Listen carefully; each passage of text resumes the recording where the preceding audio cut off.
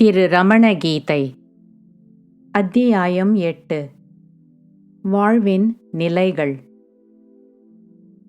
கார்ஷினியின் இன்னொரு கேள்விக்கு பதில் அளிப்பதில் வாழ்வின் 4 நிலைகளின் கடமைகளைப் பற்றி பகவான் விளக்கமளித்தார். ஒரு பிரம்மச்சாரி, ஒரு குடும்பஸ்தர், ஒரு வனவாசி, அதாவது ஆன்மீக ஆழ்நிலை தியானத்திற்கு தகுந்த ஒரு அமைதியான இடத்தில் வசிப்பவர், ஒரு சந்நியாசி, அதாவது உலகப் பொருட்களின் ஆசைகளை விடுவித்து பற்றுதல் இல்லாமல் இருப்பவர், ஒவ்வொரு பெண்ணும் ஆணும், எந்த ஜாதியை சேர்ந்த நபரும், அவர்கள் மனதில் முதிர்ச்சி இருந்தால் ஆன்மாவின் மீது உள்முக விசாரணை செய்யலாம். வாழ்வின் நிலைகள் பரமாத்மாவை அடைவதற்காக உள்ளன. ஆன்மீகத்தில் முதிர்ச்சி அடைந்த ஒரு மனதிற்கு இந்த நிலைகள் அவசியமில்லை. உலகத்தில் விவகாரங்கள் சுமூகமாக நடைபெறுவதற்காகத்தான் இந்த நிலைகள் வகுக்கப்பட்டுள்ளன. முதல் 3 நிலைகள் கூட ஞானத்திற்கு தடையாக நிற்காது. சந்நியாசம், அதாவது உண்மையான துறவு, தூய்மையான ஞானமாகும்.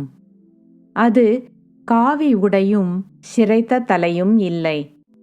ஆனால் இந்த நிலை ஞானத்திற்கு ஏற்படும் தடங்கல்களை தவிர்ப்பதற்காக வகுக்கப்பட்டுள்ளது. மறைநூல்களை மிகவும் கவனமாக ஆழ்ந்து படித்ததாலும், ஆன்ம ஞானம் பெறுவதற்குத் தகுந்த பயிற்சிகளை செய்ததாலும், எந்த ஒருவரில் ஆற்றல்களும் சக்திகளும் நன்றாக வளர்ந்திருக்கிறதோ அவர் பிரம்மச்சாரியாக இருந்தாலும் பிற்கால வாழ்வில் பிரகாசிப்பார். பிரம்மச்சரிய வாழ்வில் விளங்கும் தூய்மை குடும்பஸ்தர் நிலையில் தூய்மை விளங்குவதற்கு வழிகாட்டுகிறது.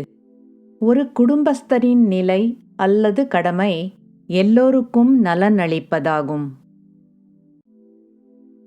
ஒரு குடும்பஸ்தருக்கும் கூட அவர் முற்றிலும் உலகப் பற்றுதல்களிலிருந்து விடுபட்டு இருந்தால் மிக உச்ச உயர்வான ஜோதி பிரகாசிக்கும். இது நிச்சயம்.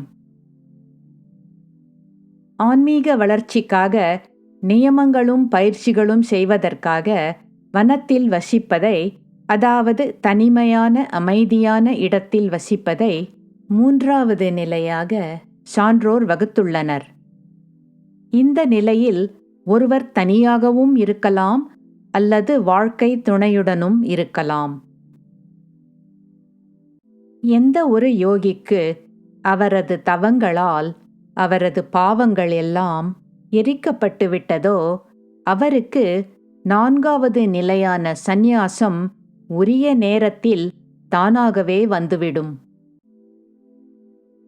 7வது அத்தியாயத்திலும் 8வது அத்தியாயத்திலும் உள்ள அறிவுரைகள் பகவான் ரமண மகரிஷியால் 1917 வருஷம் ஆகஸ்ட் மாதம் 12ஆம் தேதியன்று வழங்கப்பட்டன.